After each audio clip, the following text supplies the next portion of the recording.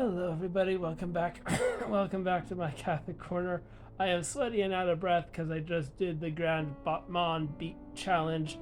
Go and watch that video. I'd appreciate it.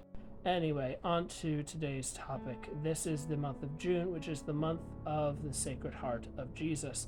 And the United States was recently reconsecrated to the Sacred Heart. It is also Pride Month. So let's talk about it. First, right off the bat, I heartily dislike people who call themselves Christian, much less Catholic, who stand on the corner with a big sign and a Bible verse plastered across it, yelling at people. I saw this firsthand. My wife and I were in Savannah, Georgia for a vacation, and there was a Pride Festival going on while we were there, and as we were walking by on the edge, there were people with a verse from, I think it was the Gospel of John, quite literally shouting at people who bore any sort of pride symbolism. Jesus didn't do that, and the Catholic Catechism does not advocate for that either. Jesus would have been in the festival. He was eating and drinking with the prostitutes and tax collectors. I have a very firm suspicion that not all of those prostitutes were heterosexual.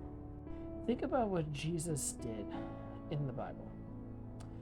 He doesn't go up to people and say, if you want to be saved, do this.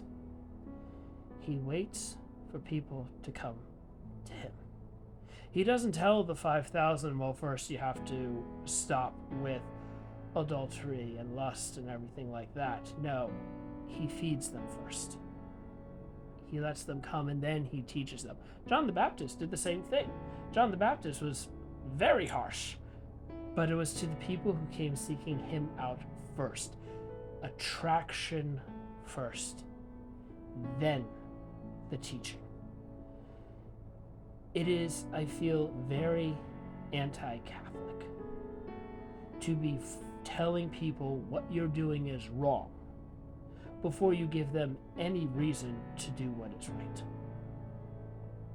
If all they see of Catholicism is the sex scandals and the people standing outside abortion clinics waving signs and yelling at people going in and out, if all they see of Catholics is huge families going into church and then immediately leaving to go about their day, if all they see is the surface level stuff, well, then Mahatma Gandhi was right when he said, I like your Christ, but I don't like your Christians.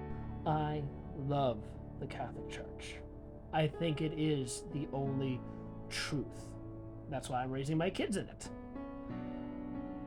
But I find a lot of Catholics, and myself included, fall so far short of trying to be an attraction to people as to why what we believe is the truth.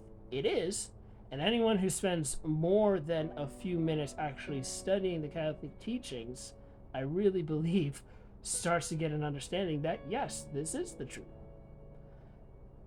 But if we do not engage people where they're at first, if we don't try to understand them first, if we don't try to be human with them first, then why the heck would anybody come?